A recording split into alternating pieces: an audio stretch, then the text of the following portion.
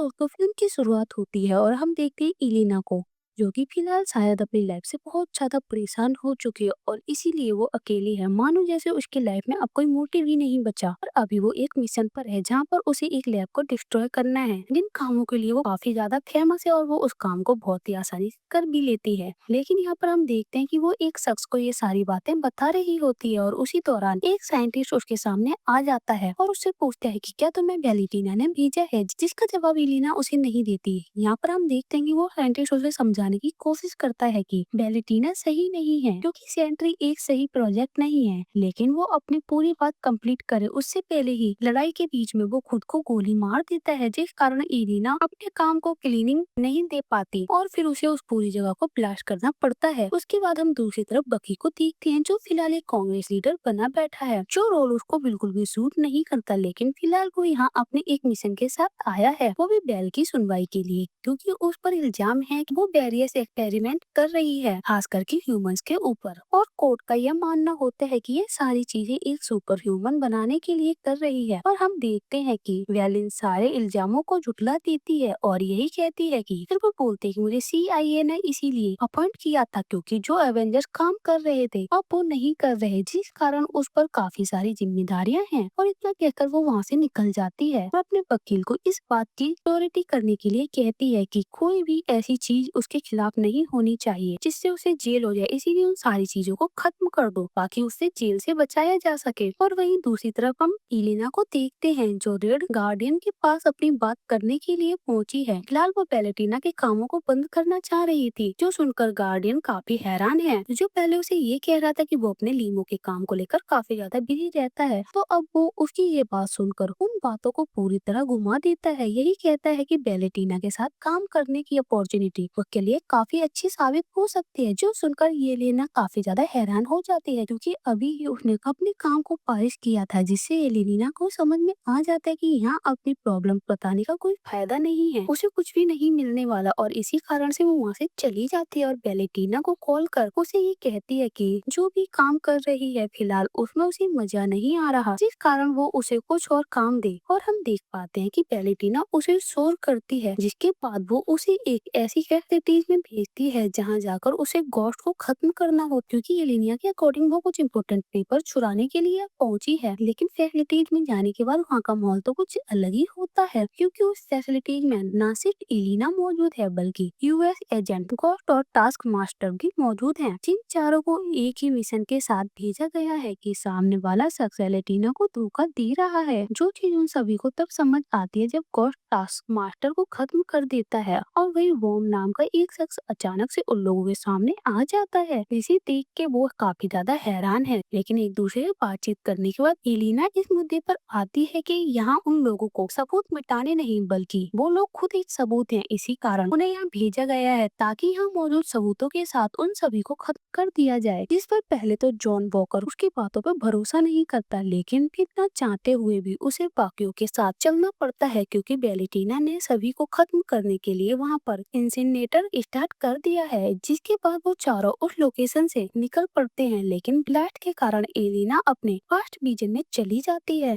जहाँ हम देख पाते हैं कि उसने अपने बेबी सीटर को अपने टीम के कहने पर घर से काफी ज्यादा दूर बुलाया, जिस कारण उसे मार दिया गया, जो कि एलिना की लाइफ का सबसे पहला प्रोजेक्ट था जिसे उसने सक्सेसफुली कंप्लीट किया था, जिस चीज का उसे आज तक रिग्रेट है। और आँख खुलने पर वो नोटिस कर पाती है कि उसका हाथ बॉब के हाथों पर था, लेकिन फिर चीजों को इग्नोर कर वो सभी वहाँ से निकल जाते हैं। वहीं दूसरी तरफ वैलेंटीना को भी इस बात की जानकारी मिल जाती है कि उन तीनों ने वैलेंटीना के खिलाफ टीम ज्वाइन कर ली है। साथ ही एक शख्स वहाँ मौजूद था जिसकी कोई भी इंफॉर्मेशन उन लोगों के पास मौजूद नहीं थी, पर हम देखते हैं कि फिर भी बेल यहाँ पर चाहती है कि जल्द से जल्द उन चारों को खत्म कर दिया जाए। फिर हम देख पाते हैं कि जिस लेमो में वह बैठकर आई थी वह और किसी का नहीं, रेड गार्डियन की थी, जिसने बेल की ये सारी बातें सुन ली थी। साथ ही हम देख पाते हैं कि पार्टी के दौरान बक्की ने वैलेंटीना की सेक्रेटरी मेल को उसका कार्ड दिया था ताकि वो उसके खिलाफ जो भी इंफॉर्मेशन है उस तक पहुंचा सके, जिसके लिए वह पहले तो मना कर देती है, लेकिन बेल की सभी कामों को देखने के बाद वो डिसाइड करती है कि वो सारी इंफॉर्मेशन बक्की तक पहुंचाएगी। साथ ही हम ये भी देख पाते हैं कि वैलेंटीना को इस बात की इंफॉर्मेशन मिली है कि उस फैसिलिटीज में जो चौथा शख्स मौजूद था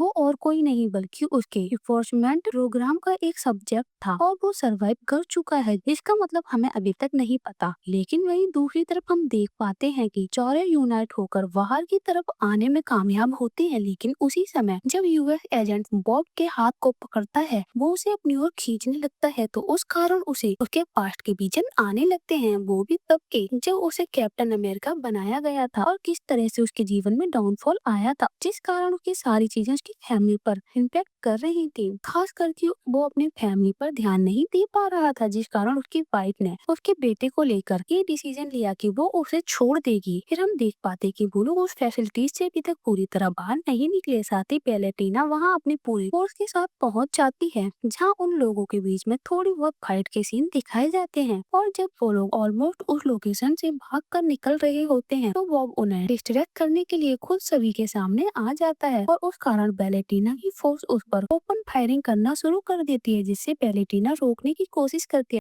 लेकिन हम देख पाते हैं कि बॉब उस गन फायरिंग के कारण बहुत ज्यादा एक्टिव हो जाता है और आसमान की तरफ उड़ के जाता है। लेकिन जितनी तेजी से वो ऊपर की तरफ गया था, उतनी ही तेजी से वो वापस उस लोकेशन पर आ गिरता है। वहीं दूसरी तरफ एलिना जॉन वॉकर और गोस्ट को इस बात की इंफॉर्मेशन देती है कि पैलेटिना कुछ प्रोजेक्ट पर काम कर रही थी, जो और कोई नहीं वो बॉब ही था। और रास्ते में चलते हुए उन लोगों को बचाने के लिए हम देखते हैं कि यहाँ पर एलेक्स पहुंच जाता है, जिसने पैलेटिना की बात सुन ली थी। तो वो अपने बेटी को बचाने के लिए रेड गार्डियन बन लीमो लेकर वहाँ पहुंच चुका है और ज्यादा समय वो पैलेटिना की फोर्स से उन लोगों को बचा नहीं पाता। और उसी मौके पर एंट्री होती है बकी बॉस की, जो न सिर्फ मौजूदा पैलेटिना के टैक्स को डिस्ट्रॉय करता है, बल्कि लीमो पर भी अटैक कर देता है। जबकि उन लोगों को लग रहा था कि बकी उन्हें बचाने के लिए आया है, और अनफॉर्चुनेटली ऐसा नहीं था। वो उन सभी को पैलेटिना के खिलाफ इस्तेमाल करने वाला था, ताकि वो लोग जल्द से जल्द पैलेटिना की अपीचमेंट प्रोग्राम को खत्म कर सके। लेकिन जैसे ही उसे बॉब की इंफॉर्मेशन मिलती है कि पैलेटिना उस पर काम कर रही थी, जो कि उसका टॉप सीक्रेट प्रोजेक्ट था, तो बॉब उन चारों के साथ टीम अप कर लेता है और चारों ये डिसीजन लेते हैं कि एवेंजर्स टावर, जो कि न्यूयॉर्क में है, जिसे फिलहाल अब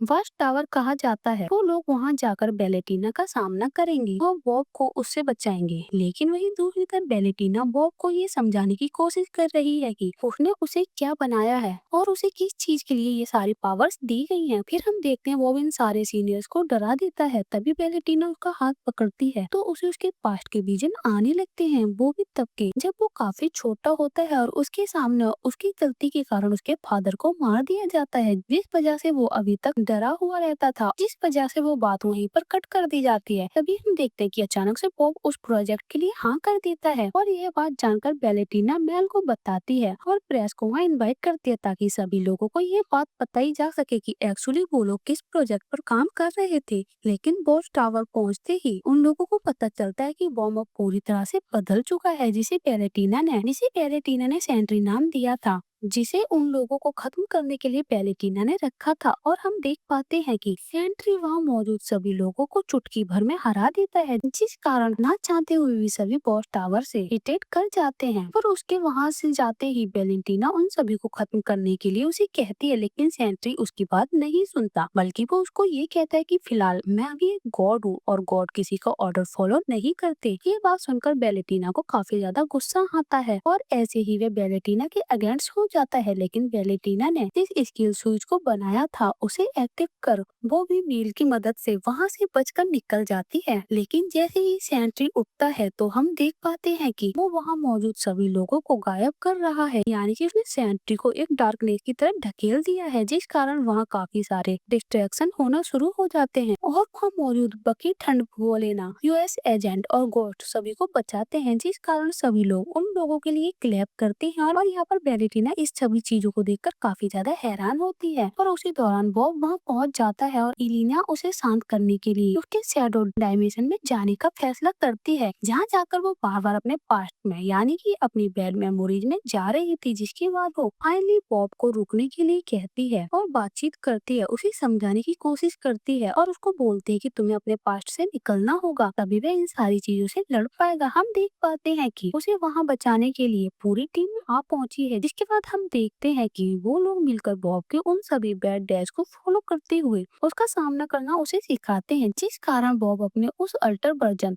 ब्लैक शैडो या फिर ब्लैक वर्जन या डार्कनेस शैडो कह सकते हैं, उसे खत्म करने में कामयाब हो जाता है और फाइनली सिटी में मौजूद सभी लोगों को वो शैडो से बाहर निकालने में कामयाब होते हैं और वो खुद को भी खुद की डार्कनेस से बाहर निकाल लेता है। लेकिन अनफॉर्चुनेटली उसे वो सारी चीजें याद नहीं होती और उसी दौरान हम देख पाते हैं कि बेलेटिना प्रेस को ये इंफॉर्मेशन देती है कि उन्हें एवेंजर्स की जरूरत है और अब वो फिर से मौजूद हैं, जो कि येलेना यूएसए एजेंट, गोस्ट, बकी और रेड गार्डियंस होते हैं। जो सुनकर वे सभी हैरान हो जाते हैं, लेकिन येलेना यह मेक श्योर करती है कि बेलेटिना इस बात को याद रखे कि उन लोगों ने उसकी जान बचाई है। जिसके बाद मिड क्रेडिट सीन हमें दिखाया जाता है। यहाँ पर रेड गार्डियन, जिसने अपनी दाढ़ी निकाल ली है, वो एक मॉल में शॉपिंग करने के लिए जाता है, जहाँ उसे एक लेडी मिलती है जो अपने बच्चे के लिए सीरियल्स ढूंढ रही थी और वो उसे द न्यू एवेंजर्स का एक सीरियल उठाकर देता है, यही कहते हुए कि बच्चों के लिए काफी अच्छा है। पर वो लेडी उस सीरियल को रख देती है और वहाँ से चली जाती है। जब तक रेड गार्डियन उसे ये बताता कि वो पोस्टर में जो खड़ा है वो वही है, लेकिन वो लेडी वहाँ जा चुकी थी। जिसके बाद हम बात करें पोस्ट क्रेडिट सीन की, तो हमें पता चलता है कि 14 महीने बीत चुके हैं कि थंडरबोल्ट की टीम अब ऑफिशियली द न्यू एवेंजर्स बन चुकी है और वो नाम उन्हें दिक्कत दे रहा है क्योंकि सीम ने कॉपीराइट का केस उन लोगों पर लगा दिया है। जिस वजह से रेड गार्डियन का यह मानना है कि उन लोगों को एवेंजर्स से हटाकर एवेंजर्स कर देना चाहिए, जिसके लिए फिलहाल टीम अभी डिस्कस नहीं करती। जिसके बाद वो लोग नोटिस करते हैं कि वो लोग जहाँ एवेंजर्स टावर्स में बैठे हैं, उन्हें कुछ सिग्नल मिल रहे हैं, वो भी स्पेस की अर्थ के ओवरटेक में एक स्पेस क्राफ्ट आ पहुंचा है। जिसे चेक करने पर उन्हें पता चलता है कि वो स्पेस क्राफ्ट और किसी का नहीं बल्कि फैंटेसी कोर का होता है। साथ ही हमें ये भी पता चलता है कि ऑलमोस्ट 14th मंथ बीत चुके हैं और यहीं पर पूरी रिकैप खत्म हो जाती है। तो दोस्तों, अगर आपको ये वीडियो एक्सप्लेनेशन पसंद आया तो प्लीज वीडियो को लाइक कर चैनल को सब्सक्राइब करें और साथ ही अपने दोस्तों के साथ शेयर करना ना भूलें। मिलती हूँ ऐसी ही मजेदार वीडियो के साथ, तब तक के लिए अपना ख्याल रखिए। Good bye.